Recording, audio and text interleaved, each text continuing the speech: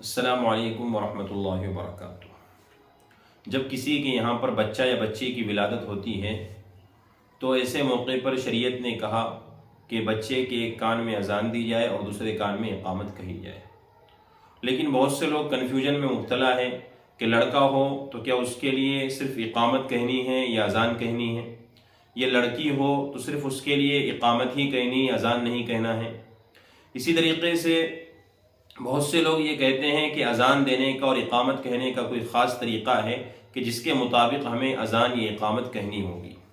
آج کے اس ویڈیو میں انشاءاللہ ہم ان دو باتوں پر تفصیل سے روشنی ڈالیں گے اور بتلائیں گے کہ شریعت اس سلسلے میں ہمیں کیا کہتی ہے۔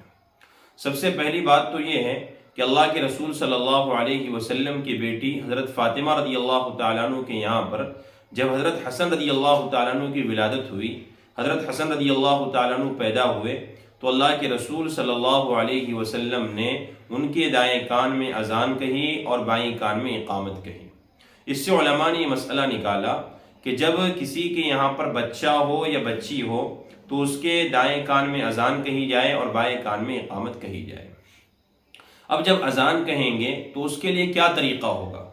تو اس کے لیے طریقہ بتلایا گیا کہ بچہ یا بچی جو بھی ہوگا اس کو قبلے کی رخ کیا جائے گا اور قبلے کی رخ کر کے اس کے دائیں کان میں اذان کہی جائیں گی اور بائیں کان میں اقامت کہی جائیں گی۔ اذان دینے والا ہے، جس طرح ہم روزانہ اذان دیتے ہیں اور حی علی الصلاۃ کے وقت دائیں جانب اور حی علی الفلاح کے وقت بائیں جانب ہم رخ کرتے ہیں، ایسے ہی ہم بچہ یا بچی کے کان میں اذان دیتے وقت دائیں جانب اور بائیں جانب رخ کریں گے۔ دوسری بات یہ کہ اذان کے سلسلے میں یا اقامت کے سلسلے میں لڑکا یا لڑکی ان دونوں میں کوئی ڈیفرنس اور فرق نہیں ہے، بلکہ لڑکا ہو یا لڑکی ہو جو بھی ہوگا اس کے دائیں کان میں اذان کہی جائیں گی اور بائیں کان میں اقامت کہی جائیں گی۔ تیسری بات جس میں بہت سارے لوگ کنفیوژن میں مبتلا ہے کہ اذان اور اقامت کہے گا کون؟